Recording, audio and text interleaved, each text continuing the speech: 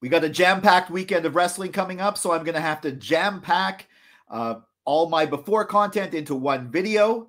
These are my predictions for the July 2025 Saturday night's main event, my predictions for Evolution 2, and more. Welcome to Silo Voice Wrestling on YouTube and the Silo Voice Wrestling podcast, wherever you get your podcasts. I'm Jason C. McLean. I'm recording this Wednesday, July 9th, 2025. It's just before 9 p.m. Eastern. Now, if you just want the predictions, there's a time code telling you the predictions for SNME and for Evolution, so you can just skip right to those, or to one or to either. But seeing as I'm not going to get out in the Assorted Thoughts on the previous Smackdown or the previous Raw, I thought I'd just pick out some highlights right now of some of the stuff that doesn't really relate to the two events that we're going to be predicting stuff on.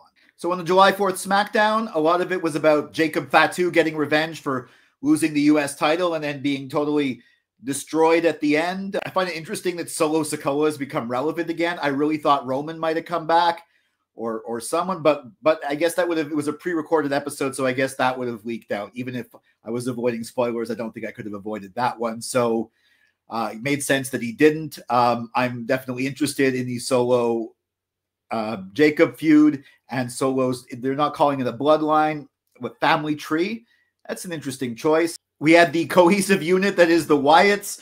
Again, the Wyatt Six, four of them against four people that are fighting each other. That was a weird match. It's kind of odd how they're integrating the Wyatts into the SmackDown tag team scene.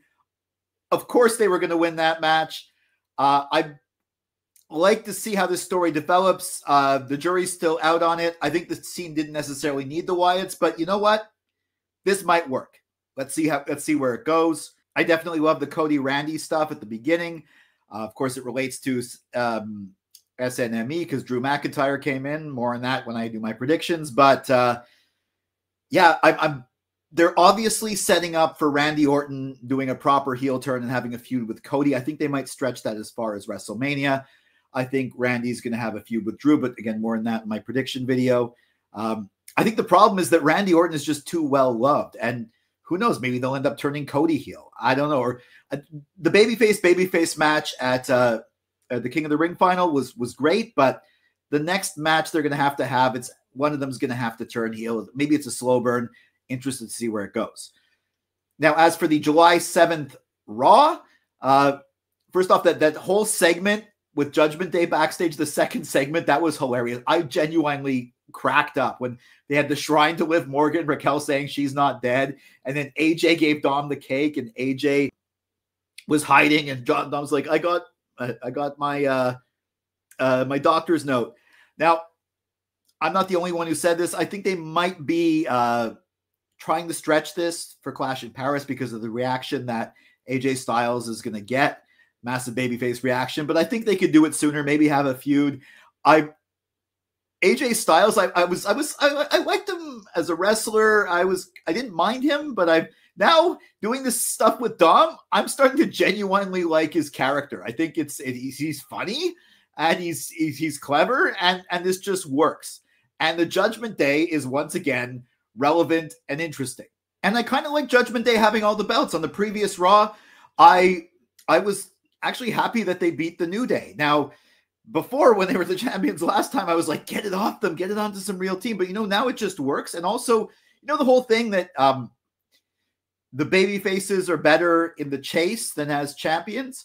I'd say that as heels, the New Day are better in the chase and the failing in the chase than as champions.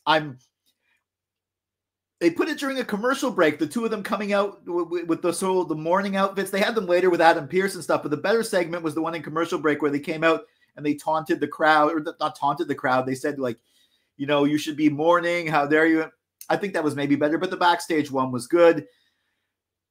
Ludwig Kaiser as El Grande Americano. Pretty sure it's him. I think this is funny. This is like one of the most classic wrestling things you can have.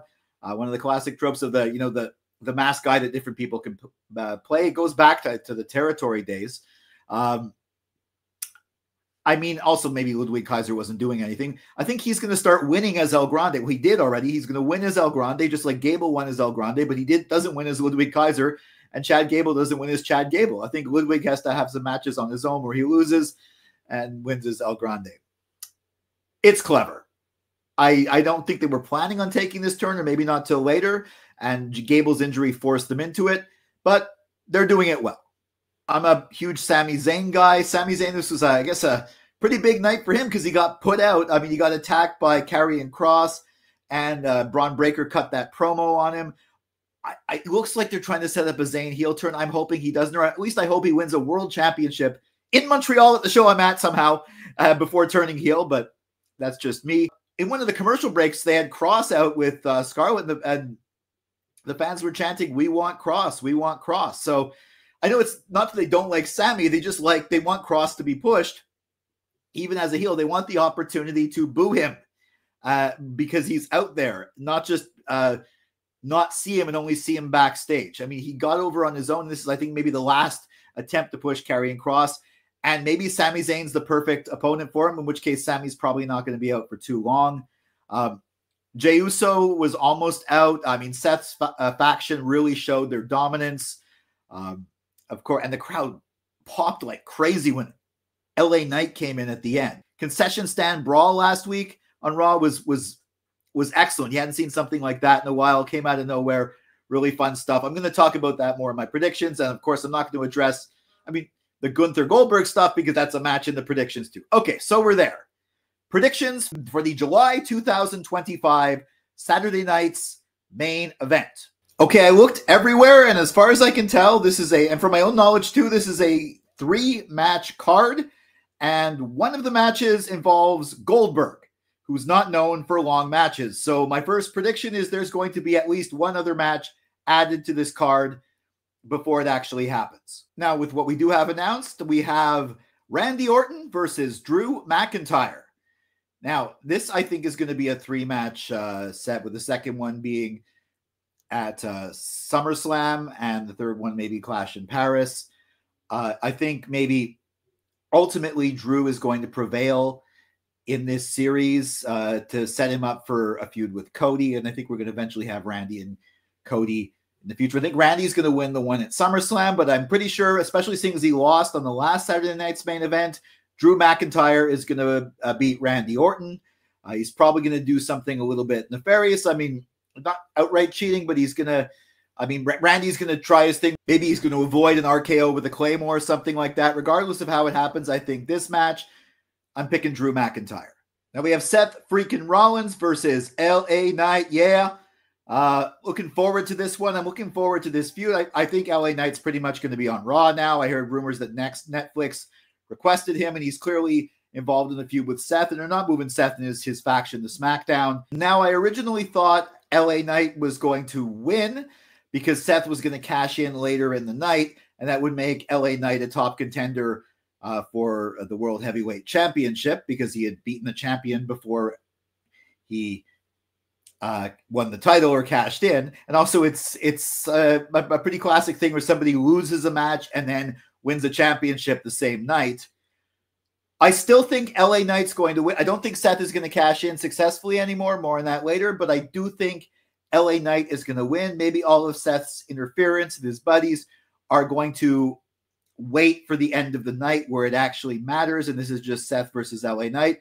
And I think LA Knight is going to get the win and later be involved in a major feud with Seth Rollins over the championship. So my prediction is LA Knight beats Seth Rollins. Another reason is Seth got the upper hand at Money in the Bank, so this could be payback for that.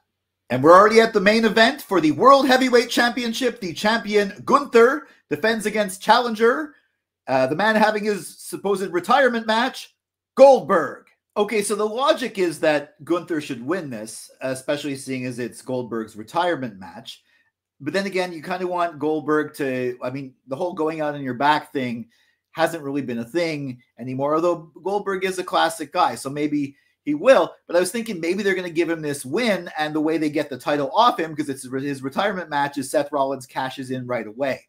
But that's, I think, a worse way to send Goldberg out. He wins the World Heavyweight Championship, and then he loses it right away. So what I think is going to happen, I think it's going to be a really good match. A short match, but a good match. Goldberg's going to look very competitive.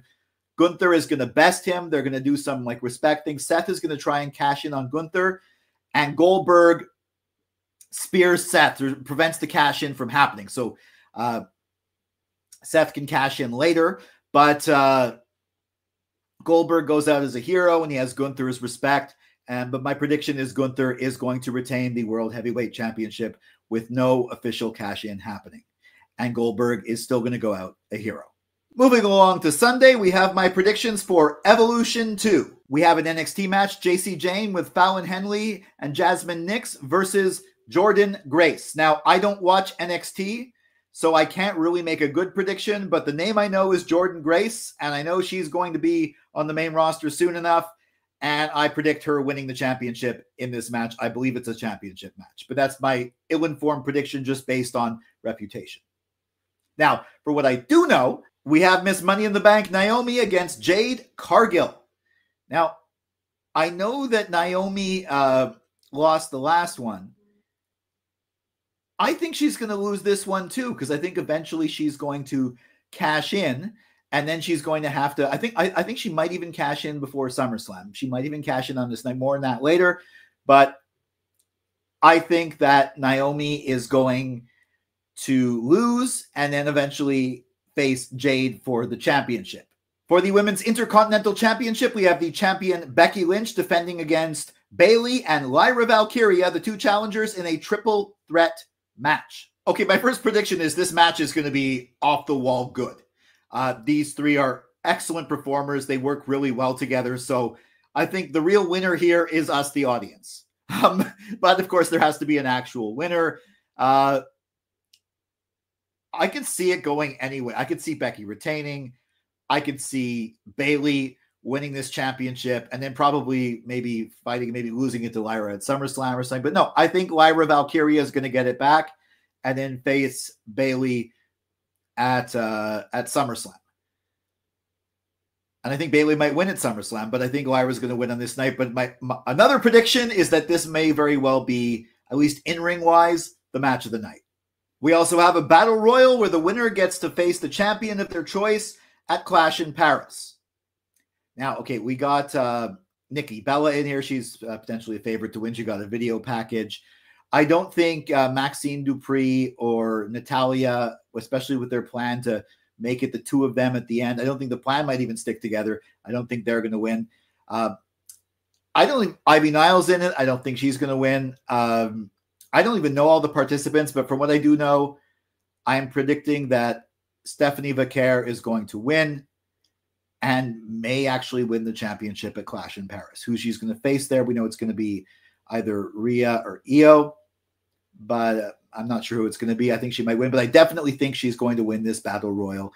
She's got the rocket ship attached to her back this year.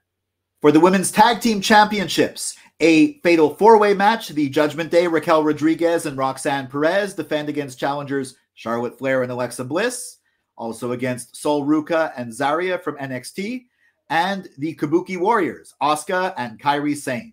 I am very happy that the Kabuki Warriors are back together and in this match, despite the kind of funny way that it happened. Adam Pearce just saying, sure, you're in the match. There was a whole like triple threat match for the Smackdown. I don't know what they did on NXT, but I'm glad they're in it. And I think they're going to be a great opponents, great challengers for Judgment Day at SummerSlam.